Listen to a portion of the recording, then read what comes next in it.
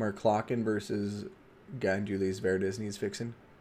Thank you, Legion. I will go fix those. Oh, right now.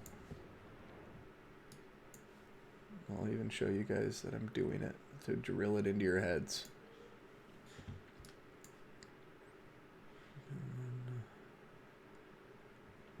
Just go quickly through all of them. This one needs to be updated. Bum, bum.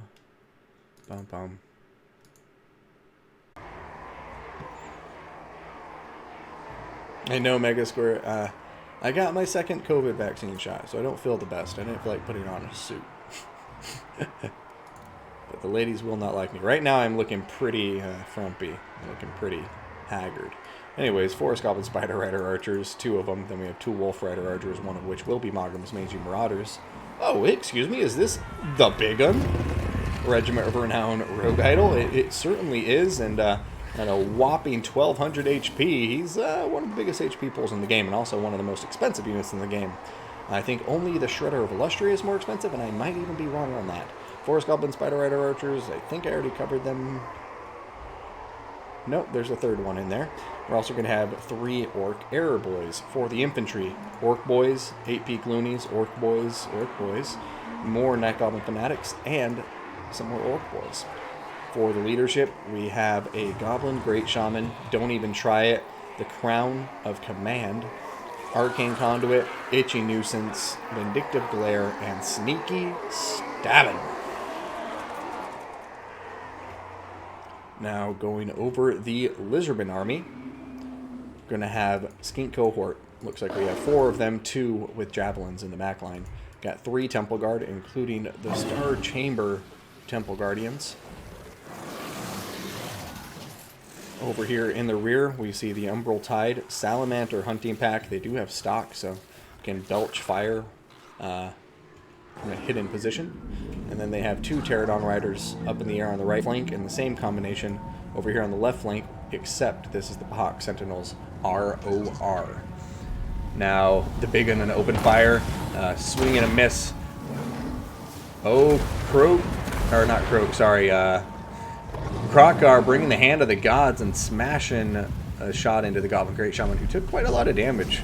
Skink Priest of Heavens, Wind Blast, Harmonic Convergence, Krokar, as you saw, Hand of the Gods, with also the Swiftness of Itzel. I think that rounds out the Lizardmen army, and so here we go.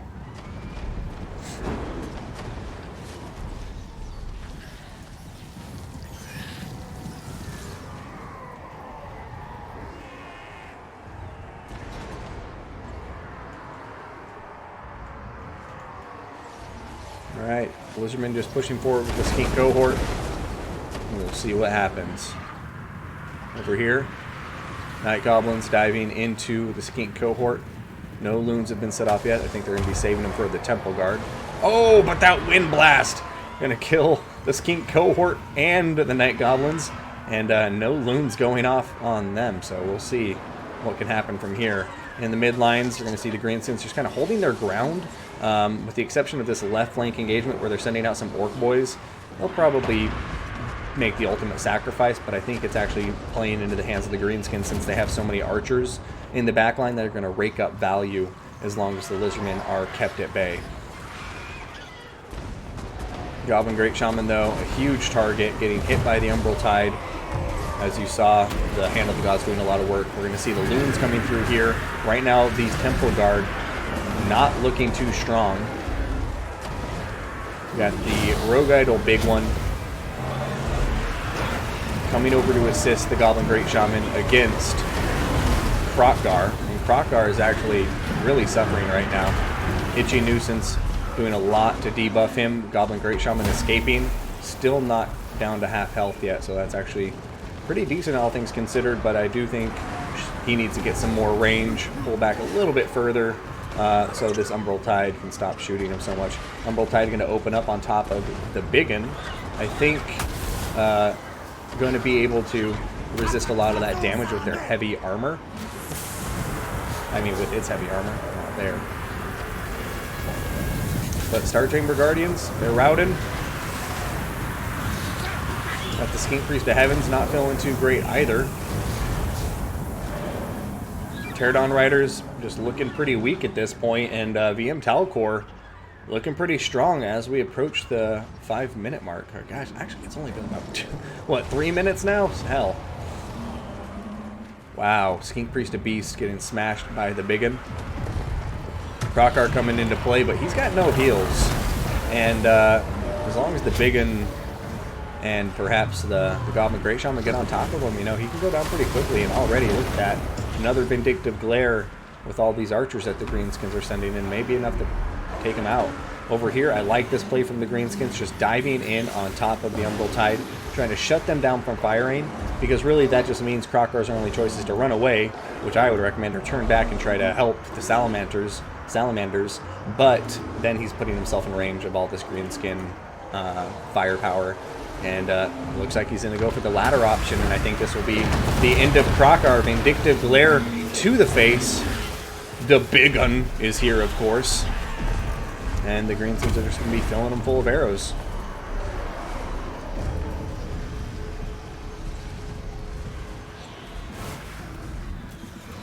Yeah, there he goes. Ralph coming in. He's going to die. And I think Krokar is the linchpin to this army. Lizardmen really aren't going to do well against the Biggin and Spider.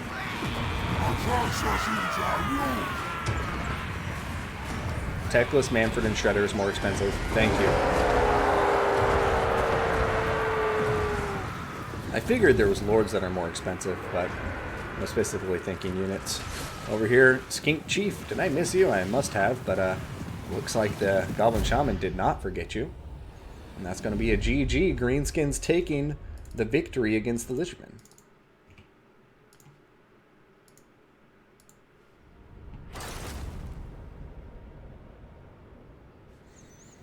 Yeah, well played to both players. I like this Greenskin army a lot. Not often you see the Biggin, and Biggin actually did do well for itself. I mean, technically didn't pay for itself, but I mean, it never came close to dying, so I think it did pay for itself in that way. Got a lot of good terror routes in. And, just the Greenskins were able to out-skirmish the Lizardmen. Lizardmen very focused on, you know, Krokar as the monster killing power, and then, you know, Umbral Tide and Pterodon Riders. But I think the Greenskins had him outgunned there with the 5 skirmish cav, and not to mention the 3 Orc Air Boys. And, of course, the Side Gork, the Biggin, is going to be throwing those boulders on the entire approach. So, really like that build, and happy to see the Goblin Great Shaman a couple times in today's tournaments.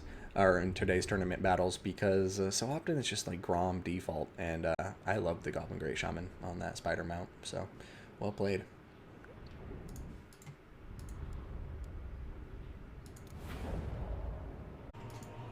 Averati's a boss. Now, starting with our red player, we have the Wood Elves, a nicely tightly packed formation. No, starting here, we have 4 Dryads, including the Race of the Frozen Heart. We're going to have 5 Eternal Guard, and all of them are going to have shields. We're going to have Glade Guard with Hagbane tips. Looks like 3 of them. We've got 2 Waystalkers and Draika, we'll come back to in just a moment. We're also going to be seeing 2 Waywatchers. Holy hell. Talk about a lot of firepower.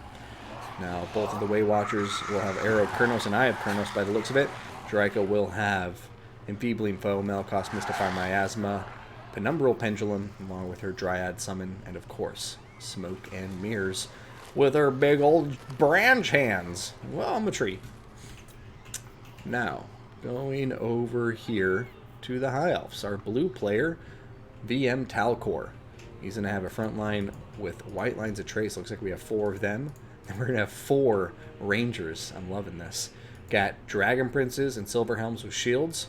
One of each. Oh, sorry, yeah, one of each on the right flank, and then on the left flank we have even just double Dragon Prince, very heavy elite cavalry.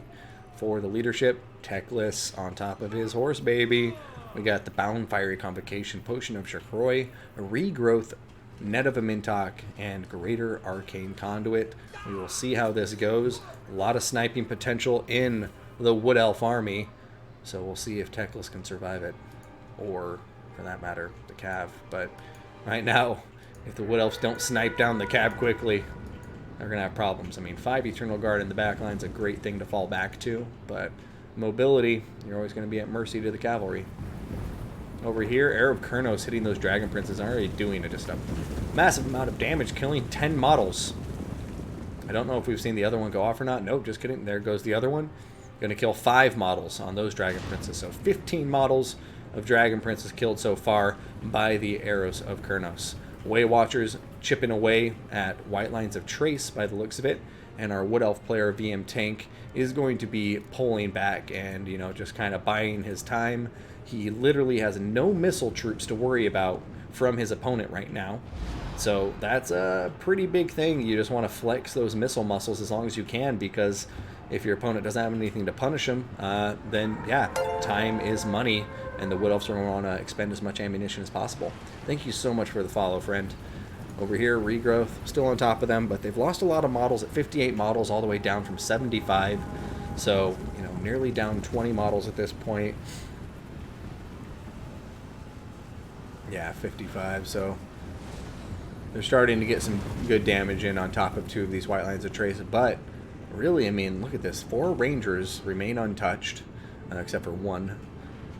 One of the White Lines of Trace still full health, the other one almost full health. Like, you know, the Wood Elves have their work cut out for them in terms of stopping this big wall of High Elf infantry from just overwhelming them, but looks like they're doing a good job so far. Malevolent Dryads deployed, but kind of wasting time. I want to see him giving an attack order, pushing into the rear here. But here it goes. Front lines looking like they're getting engaged.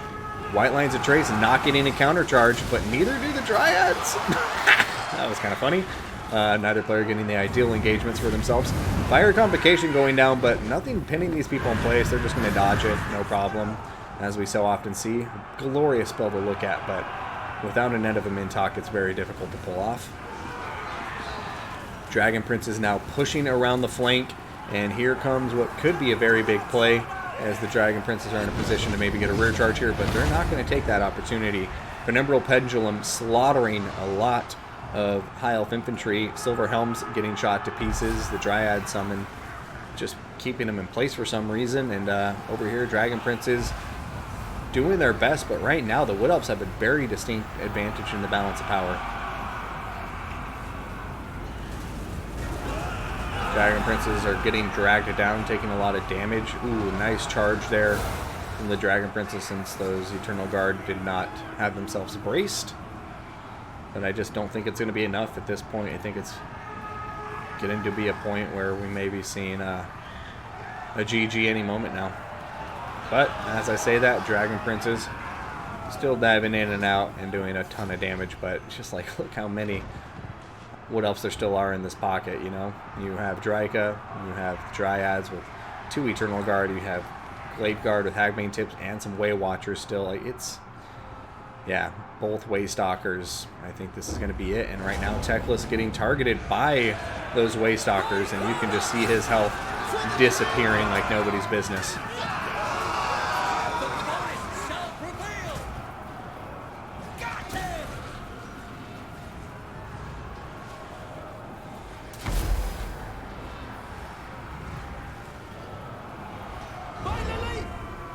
Alright, Teclis using some of these White Lines of Trace to eliminate one of the Way Stalkers, but as he's doing that, you now have Way Watchers and Glade Guard just opening fire on him, and army loss is probably going to be kicking in any second. Uncertainty spreads!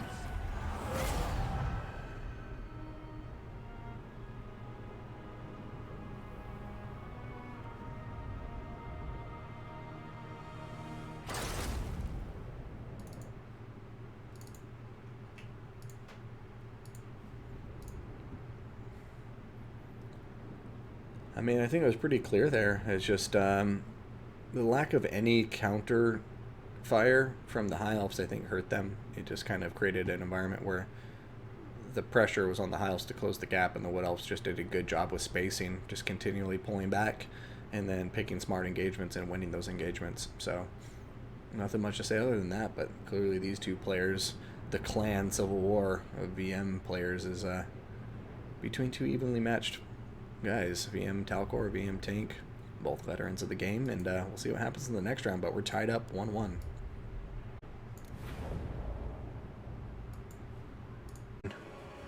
I know that must be better sweet feeling. I'm sure you wish you could change it up, but hey, congrats on beating him still. At least you got some measure of revenge. But let's get to the armies. Blue player first. We are going to have, holy hell, 4 Witch Elves and 3 Sisters of Slaughter. A very scantily clad army indeed. Got 4 Dark Shards and 2 Cold One Knights. When you scantily clad, HW, what do you mean? Oh, this is what you mean. Yes, and to lead them here, we have the queen of scantily clad Dark Elf women herself, Marathi, the mother of Malekith. Now, making sure I'm not missing anything, it doesn't seem like it. This is a straightforward infantry rush with some Cold One Knights in the rear to protect a guard, a ranged unit contingent of Dark Shards. Anyways, Marathi going to be on foot with the Doom Bolt of Caridon, aka, I forget what is it called, the Wand of Caridon? Yeah, which gives her the Bound Doom Bolt. We have Soul Stealer, Power of Darkness, Heartrender the Dark Sword, and Spiteful Conjuration with Life Leeching. We're also going to be seeing Skeleton Horse Archers, 2 on either flank. We're going to have 2 Skeleton Chariots, 2 Tomb Scorpions. Why haven't I seen you in so long, my friends? It's a pleasure to see you again. Going to have a hard time with the Rampage, though. For the front line, we have Tomb Guard, Skeleton Warriors. So it looks like in the center, Tomb Guard, just 1. And then we're going to have Skeleton Warriors surrounding them, 5 to be precise. Got Nightcar Warriors and a 3rd chariot that I missed, which I am absolutely adoring about this Tomb King army. And last but never least, there's a leader somewhere. But right now, you can see the Dark Elves pushing forward very aggressively, while the Tomb King's just going to continue pulling back. And speaking of leadership, here it is. Archon the Black on top of his skeleton steed. Going to be bringing the Tomb Blade of Archon, Fate of Buna, and Spirit Leech, along with Liber Mortis and the Staff of Nagash. So, here it is. The map is MP Alpine Ridge. And so far, it's just been a lot of feints and just little skirmishes. But right now, here comes some juicy action. Right now, Sisters of Slaughter, very valuable unit, getting smashed by a Tomb King chariot charge. But now, did the Tomb Kings fall into a trap of their own? You're going to be seeing a Cold One Knight counter charge smashing these skeleton chariots. Maybe worth it. I think Sisters of Slaughter more expensive, but either way, they're going to be paying a price for doing this. Over here, seeing the Doom Bolt doing some good work on top of the Tomb Scorpion. Chariots over here are now Rampage because of the Witch Elves. Witch Elves stacking into each other, which I don't like. Definitely want to see them peeled off in another direction, cover area. Tomb King Skeleton Archers, I think, got a Soul Stealer there. Going to do some nice damage. Cold One Knights are in combat. And I don't know how this happened, but it looks like they've somehow gotten themselves pinned between Dark Shards, who maybe they were trying to get, and then got caught out by the Cold One Knights. And this is devastating for the Tomb Kings. I'm not sure if he's forgotten about him or what, but he needs to retreat ASAP. Otherwise, they are going to crumble out of existence. Balance power in favor of the Dark Elf so far, but let's take a look at the frontline engagements real quick. Over here, Tomb Guard about to get eliminated by the Sisters of Slaughter and the Witch Elves. Witch Elves eliminating that. I mean, the Sisters of Slaughter and the Witch Elves are just slaughtering Skeleton Warriors across the battlefield. Like over here, we're going to see them doing some somersaults into the back line because, you know, that's what they like to do. They roll into battle sometimes, and they just whip these skeletons into submission. Going back for a higher level view, it does look like the Tomb King Skeleton Horse Archers have regrouped and are actually hanging in there for a minute. Skeleton Chariots, we still see one of them online over here doing quite a lot of damage to the Sisters of Slaughter. Archon the Black and his cohort looks like they're going to be the victim of a Soul Stealer indeed. Catching some important units, Nahekar Horsemen, as well as Archon the Black and the Skeleton Chariots. But this is still anybody's fight. Balance of power is dead even. We just saw the Ushapi summon coming in over here, getting on top of these Dark Shards, and now Cold One Knights are running. They were possibly going to charge into the Tomb Scorpion, but now with the Ushapi summon nearby, this might not go their way.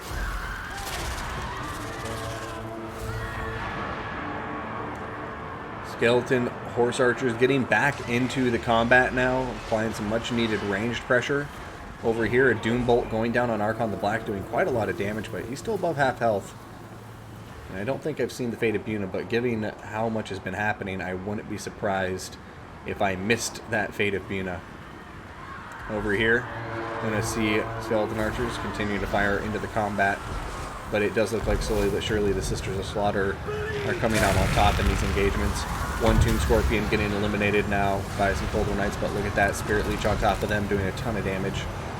Over here looks like we're going to have a Soul Stealer from Marathi, and it's going to hit that Tomb Scorpion who was going to rampage due to the Witch Elves, and now Marathi, going to rampage, and now Marathi is going to be smacking that Tomb Scorpion down. Doesn't stand a chance against her in a toe-to-toe fight.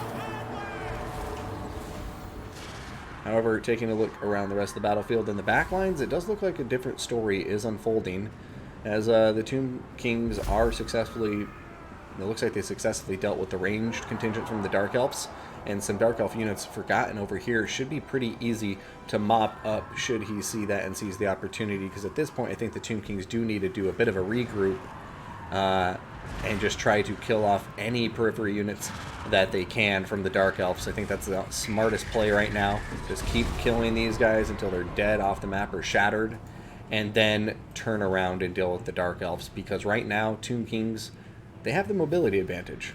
And look at this, over here, some chariots pulling back together. 7 models left. They'll probably die as soon as they get in combat, but on the charge, they may do tons of damage to some Sisters of Slaughter, for instance. And now the Skeleton Horse Archers are expelling the rest of their ammunition and shooting the Sisters of Slaughter and the Witch Elves. Balance of power really in favor of the Dark Elves at this point, though. So, once again, just want to reiterate, he needs to seize this opportunity. I mean, I get...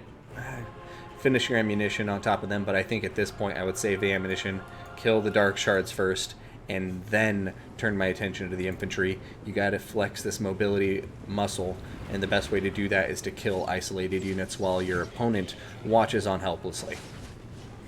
Over here, some nice damage. Every little bit of ammunition counts. Also got to keep in mind the balance of power will go further against the Dark Elves as they run out of ammunition, since it does play a decent role, especially as we get into the mid-game and soon to be late game. Spirit Leech going to kill off the rest of those Cold One Knights. I don't think they're coming back. They're down to 3 models, 2 models. Yeah, Cold One Knights. They're gonna be going down for the count. 1 model.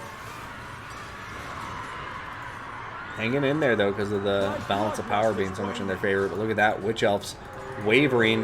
The single Cold One Knight coming in though to hit those skeleton chariots, and that skeleton chariot, is it going to be able to get out of there? That's insane. Debilitated, it's crumbling. Only 2 models left. I don't think it's coming back. Balance of power's looking a little bit better for the Tomb Kings than it was a moment ago.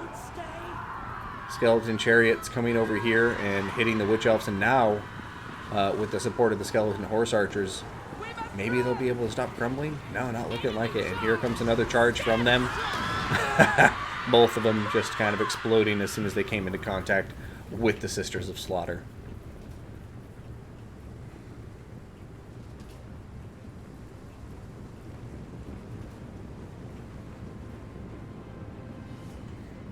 Alright, so right now Dark Elves still have the balance of power in their favor, but they're looking a bit tattered. Spirit Leeches are now going down. And Marathi may very well be out of Soul Stealers. She's been popping them down a lot. But, who knows? She does have Power of Darkness as well. So, she potentially has more Winds of Magic than she normally would. So, Skeleton Horse Archers just going to come in and start firing away at the Witch Elves, I would imagine. And actually, no. They're going right for Marathi.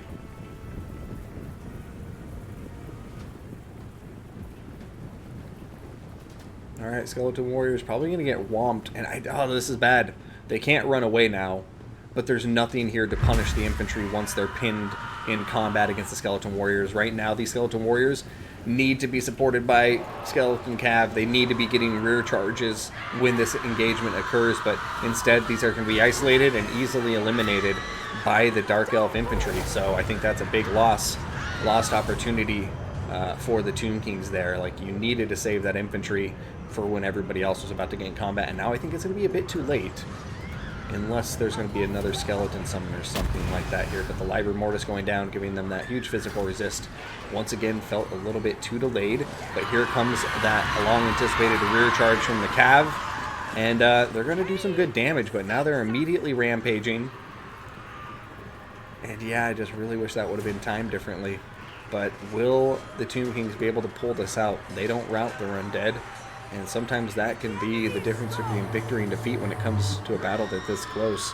Witch Elves may be routing soon. They sure are wavering. More Tomb King Cav starting to come around and get the surround, and it looks like going to easily chase off these Sisters of Slaughter. And the other Tomb King Cav units are in a position to get some nasty charges in on top of this Dark Elf infantry. And would you believe, look at that, guys. Skeleton Swordsman still hanging in there. But, yeah, these guys, once again, this is... You don't need all of these units chasing one Sister of Slaughter. This is when you need to be hitting them in the back, and now opportunity lost. These guys were all pinned in combat, and as my abundance of red arrows makes very clear, that's a missed opportunity. You got to time your cavalry engagements to be in sync with your infantry engagements, otherwise you are not getting the most value out of your units. Now, it's enough beating a dead horse. It does look like the Sister Slaughters will be routed off the map.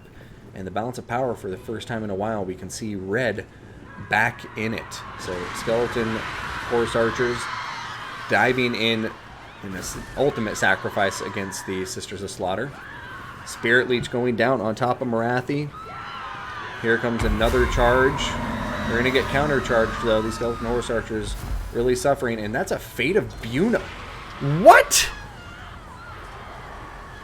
I may be way off base. I mean, it seems to be making the difference. Oh, bam, the skeleton summon, the Fate of Buna. I just feel like Fate of Buna, you can get 2 Spirit Leeches easily for the same cost, so I don't know why that was there, but it was definitely an Alpha Strike, definitely eliminated the remaining Sisters of Slaughter, and although I may disagree with the method there, I cannot disagree with the result. It looks to me like our Tomb King player here, VM Tank, is going to be pulling this back after being at a loss in the balance of power for quite a while. Yes, Michael Bay made all of the Tomb King chariots.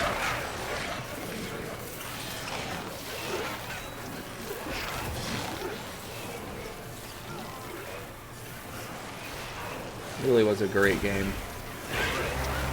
Another nice comeback.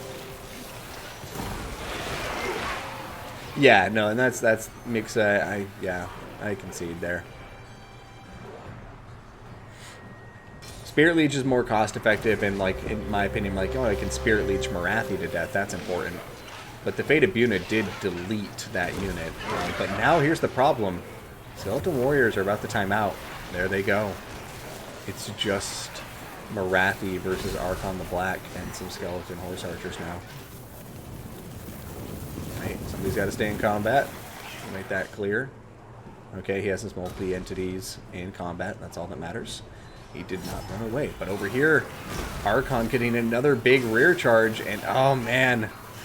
This is a beautifully played game. That's going to be a GG.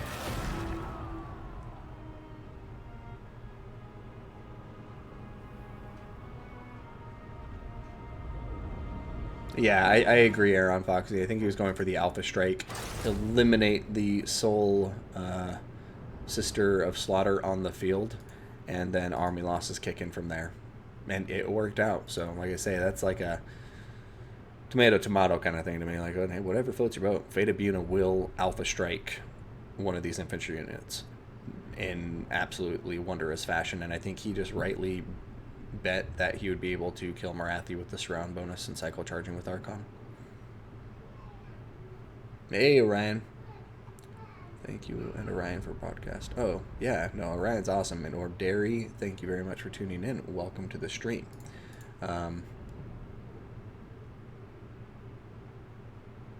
Right, Tentacle Monster. Like, that's why ultimately I agree there's some things that need to be tweaked as far as balance goes, but for the most part, when we're seeing like these players against each other, it's just like so damn close. It's so back and forth. It's all just about who made the mistake. Yeah, I'm gonna go to rest as soon as this is over. I'm beat right now, so I do apologize for probably not being super high energy in the stream today. But yeah, that second COVID shot knocked me out.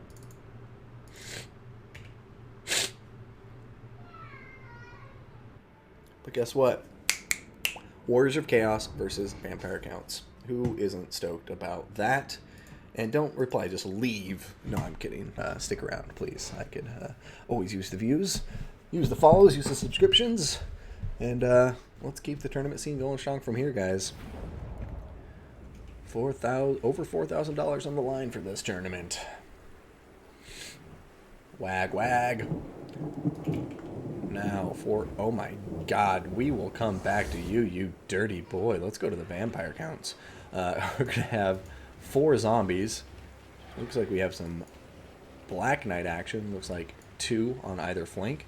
As well as Varric's Black Reavers with lances and barding. They do have regeneration as well. So a lot of shot cav in this vampire army. No blood knights, surprisingly. You see them quite often, but instead for the anti-large contingent, we're going to be seeing, well, Fellbats up in the air to act as the big distraction to harry the forces.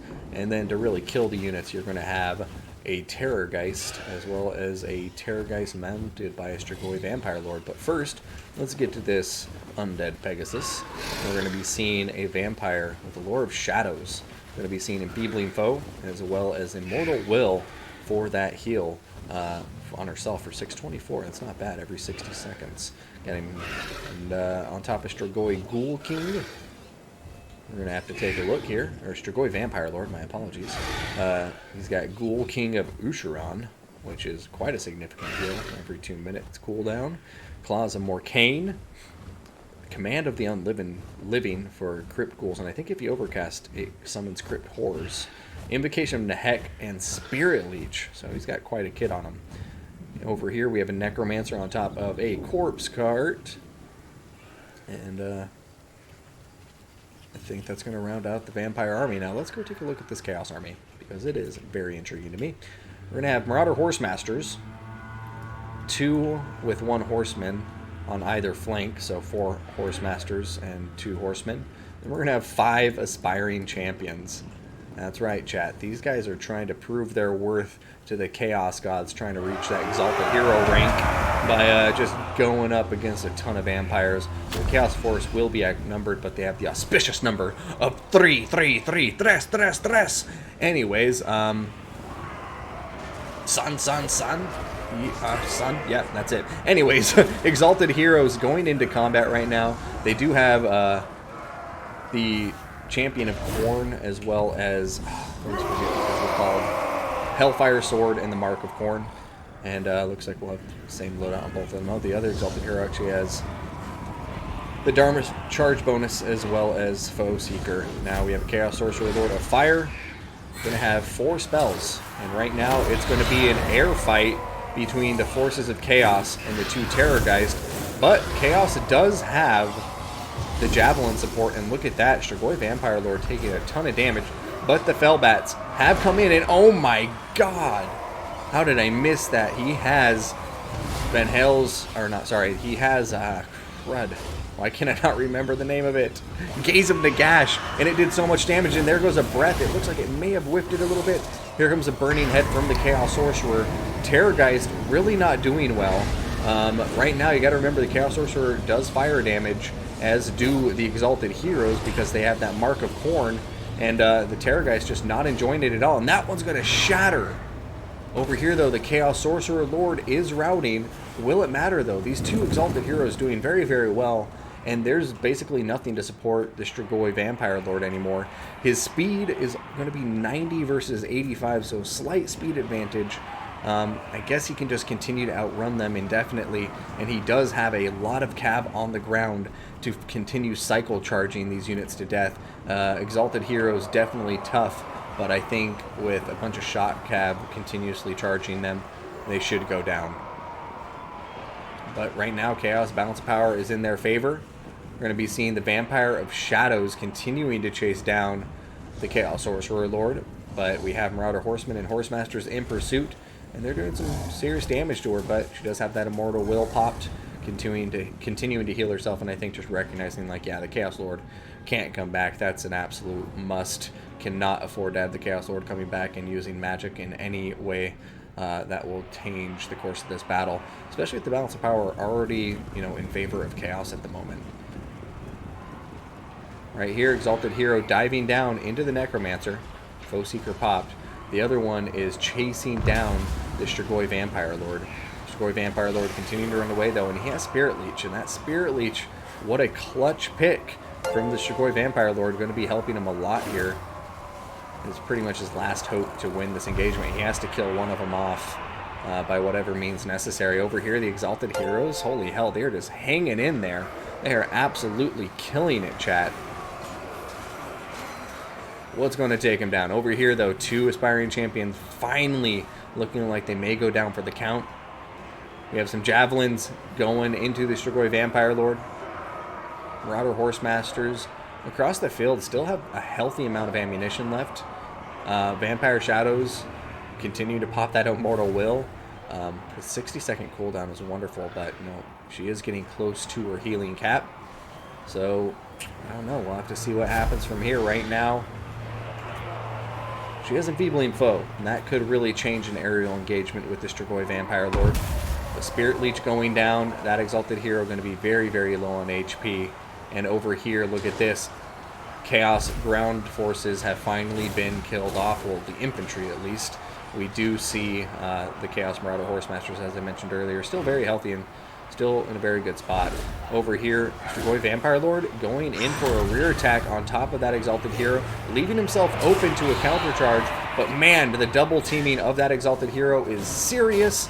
And man, he's wavering, he's routing, and now it is the Vampire's turn to perhaps assert their aerial dominance in this match. Right now, Vampire Lord of Shadows, though, could be going down for the count. You're going to be seeing, yep, there she goes, falling to the ground. A bloody mess of equine and human body parts. Over here, this Exalted Hero going to go right off the map, though. And this, we've got ourselves a ball game, guys. This is close, but look at this. Marauder Horsemasters in a very precarious situation. Looks like they're going to have to choose between supporting their lord or, you know, getting charged by a bunch of Marauder Horsemasters. And right now, Vampires, under the leadership of VM Tank, look like they may be pulling this off. Exalted Hero going down. Going to still see a lot of javelins being thrown into the Vampire forces, but I don't know, chat. Could this be it? Balance power looking really bad. I think, I mean, this Vampire army just had a lot of tools. Like, don't get me wrong, the Chaos forces, their air force came in hot, and they just, you know, deleted so many units. Alpha striked that Terrorgeist. But all of these Black Knights have been a very difficult thing for the aspiring champions to deal with. And they don't have immune to psychology, so we'll see. We may be seeing some terror outs here from the Strigoi Vampire Lord. Over here, all of the Marauder Horsemasters are now diving into combat with Black Knights. And that's really their only choice. You know, the Strigoi Vampire Lord over here is just having his way, and they're coming in. It's all or nothing, but here comes a breath from the Terrorgeist. Will it be a good one? Oh, yes it will. Now, here he comes, trying to get in for the charge. Marauder Horsemasters still going to be pulling out of here. Doing okay, though. I mean, this is pretty epic. It looks like, you know, the Rohirrim of Chaos are still fighting valiantly for their battle, for their land.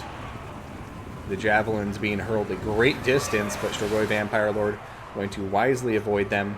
And now he's back over here to dealing with aspiring champions. And can Chaos do this without any heroes? You still have a little bit of ammunition. Once again, just going to continue to drill it into your heads, guys. The ammunition is absolutely imperative to the balance of power, so don't want to see him on fire at will. It looks like he is on fire at will, but it looks like, maybe he's going for the Necromancer. And here it comes, a big charge from the forces of Chaos. Strigoi Vampire Lord coming in here. He's getting a lot of javelins to the face. Chaos can still do this, guys. This is insane.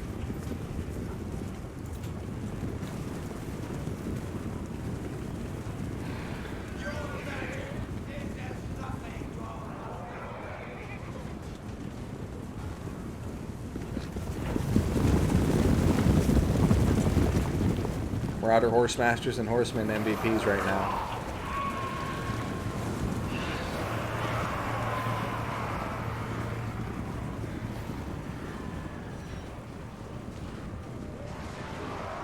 Black Knight's going in for another counter charge against all the skirmish cav. Looks like we're going to see a crypt ghoul summon on top of the Marauder Horsemen and Horsemasters, and this may be all she wrote. But Strigoi Ghoul King, low on HP, down to 1200. Any careless decisions here, and I think he could throw it away, but looks like he's playing it safe, not engaging until he's confident he can't be sniped out of existence with a few well-placed volleys.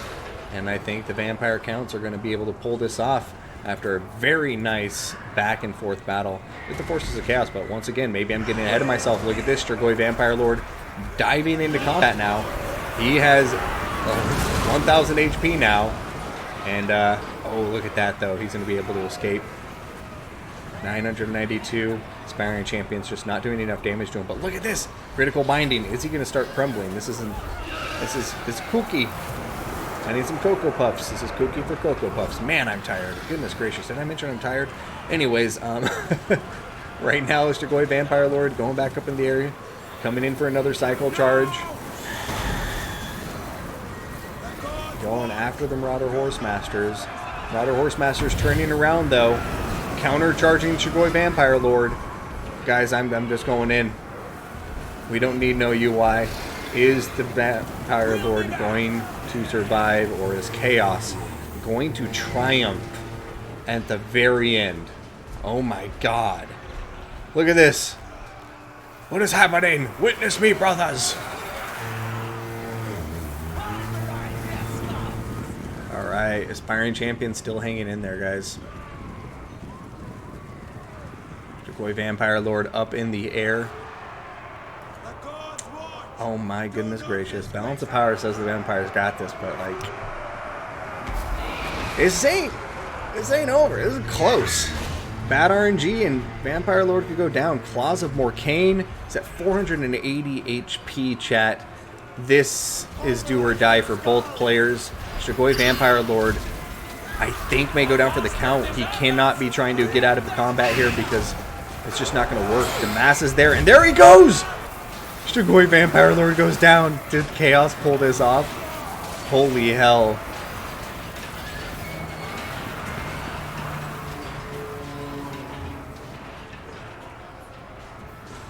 This is bananas.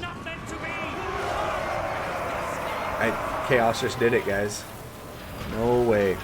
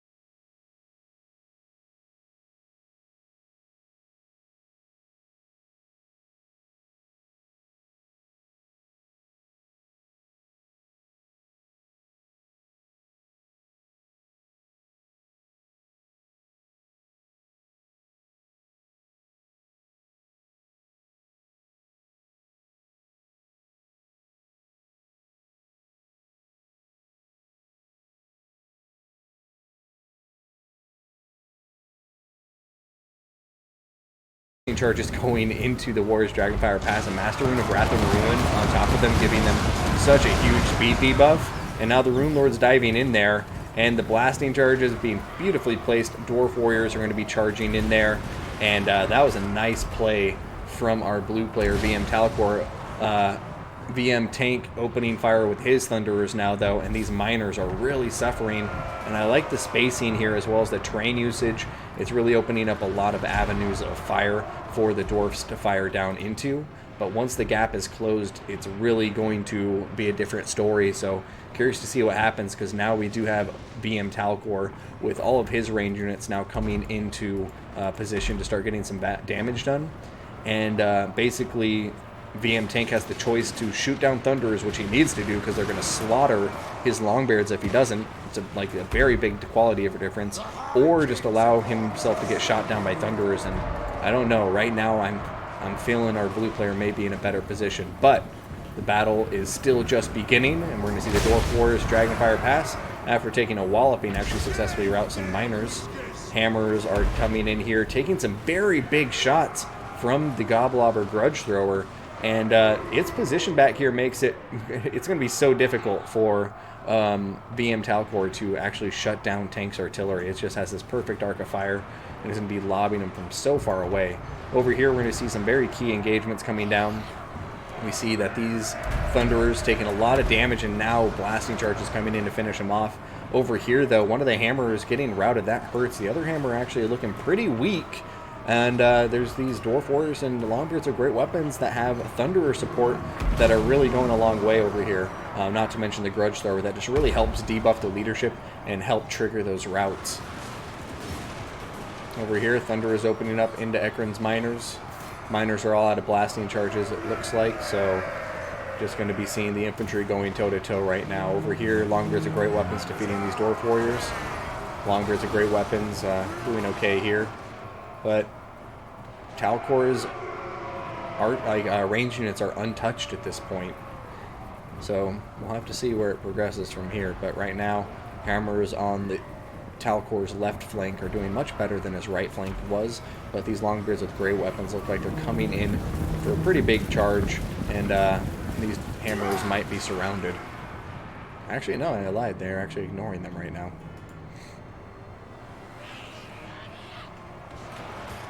Balance power is still dead even, chat.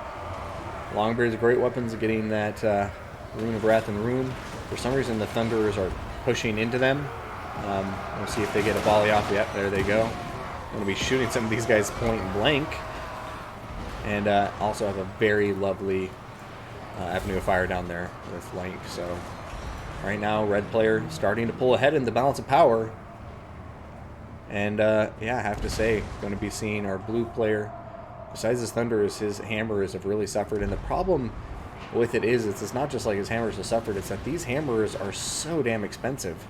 And to lose them because of the firepower supporting the infantry engagements, it's going to be really difficult. And I think at this point, it might be a numbers game in the near future. The enemy forces, the red player already outnumbering them quite a bit, but as I say that, suddenly some very serious casualties going down as these Longbeards with great weapons attempt to run away from the hammerers, just opening up their rear and just slowly but surely getting murdered. And when it comes to speed difference, same speed. No, hammers are slightly quicker, so I don't know. There's a Dwarven Civil War. Still has a ways to go. Red player still an advantage, as I mentioned earlier, but these Thunderers on the back line, they're doing okay for themselves. We'll see if they can hang on to that edge as our red player is beginning to push out with his ranged forces and look to get some crossfires of his own. Grudge Thrower still firing away, looking at its ammunition. It is only down to 4 more rounds, and after that, it is going to be down for the count.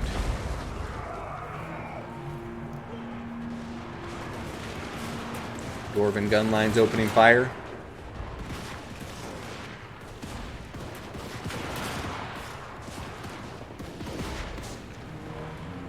And look at that. Red is really starting to take a lead in the balance of power now. Over here, going to be seeing these Thunderers winning their combat against these ones. But over here, the Quarreler and the Thunderer combo seems to have done a very good job of eliminating the other Thunderers. But as I say that, Thunder is pushing, I mean, Hammer is pushing in, trying to catch up to these guys. And that's going to mean that these guys are going to be fighting unsupported here unless the Thunderers decide not to shoot these units on the approach, which they absolutely need to do. Hammers have closed the gap. Their charge bonus is helping their leadership a little bit. And we'll see if they can't get enough damage. But no, there goes the Shatter. Balance of power really shifting towards our red player right now. Tank looking like he's in a good position. Over here, finally the Longbeards have stopped trying to run away, but I think it's going to be too little too late.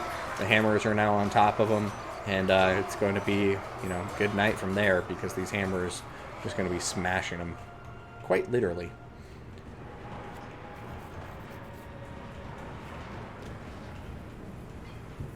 Alright, Longbeard's great weapons getting shot by Tank with his Thunders, who are pretty far back here.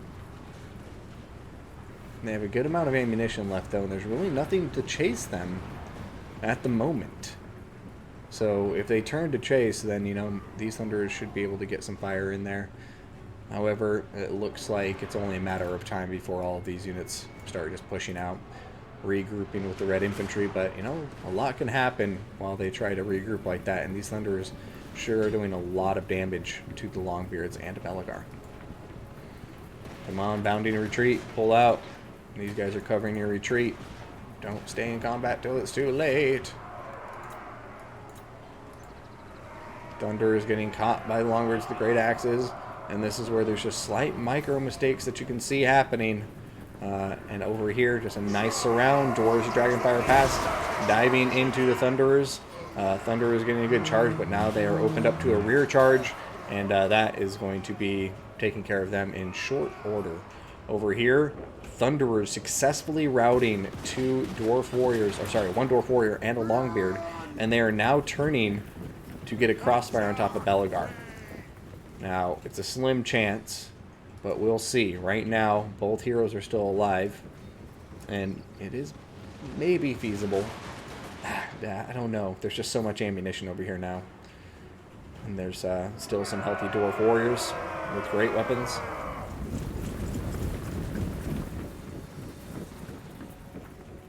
One thing is for sure, there's many dwarven bodies scattered across this battlefield.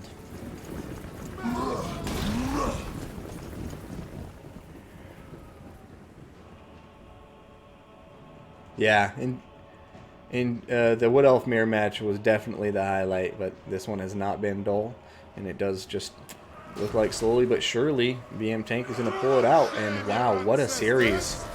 I think our third tiebreaker best of 5 that we've casted today. So thank you guys for your patience, for sticking with it, and I hope you've enjoyed these epic battles between some of the best players in the damn world. Right now, Talcore, want to give him a huge shout out for some beautiful games, and another big shout out to BM Tank for winning this HW League tournament. Once again, it was the 6th tournament of the 8th season. Rune Lord getting shot to pieces.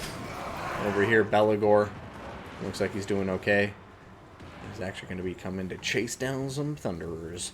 But army losses are kicking in, and that's going to be a GG. The Dwarfs have won.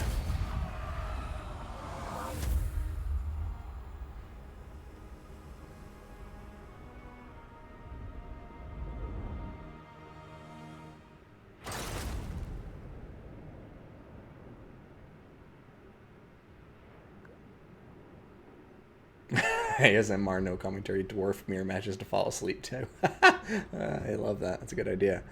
Hey, BBB. BBB is never late. He arrives always at the right exact time. Oh my goodness. What the hell? Video capture device. So, looking here, guys.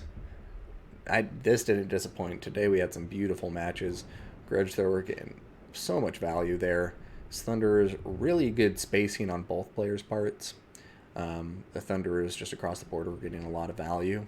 I mean, and these Hammers did get 111 kills. It's no small feat, but I just think at the end of the day, the 3 Hammers kind of bit him in the butt because his opponent was able to successfully, you know, kind of kite them around a few times and just shoot them to death with thunderers, and then turn around and charge, you know, and successfully get engagements that they're able to win in spite of being inferior infantry wise. But thank you guys so much. I think they might have used more Windex on that Mirakai Sadius. Nice. Yeah, this was it tournament number 7? I thought it was tournament number 6. No, you're right, it is tournament number 7. I'm just being an idiot. Thanks, buddy. What a beautiful, beautiful meme. Yeah, it is tournament number 7. I'm a liar. So, yeah, right now we officially have VM Tank becoming the champion. The 7th tournament of HW League Season 8. Man, it's a mouthful. But wonderful games. I hope you guys enjoyed it. I've said that so many times. I'm going to go to bed now. But yeah, take care. I do know, BBB. You're always here. Right when you mean to be. Mixa, I'm casting the replay. Congrats, by the way. I'm really sorry that the timing didn't work out there. Super stoked that you won it, though, because... and I'm not just saying this because I feel bad for missing it. You're one of my favorite players. I remember watching you, like, back when Ninja Hunt was still a thing.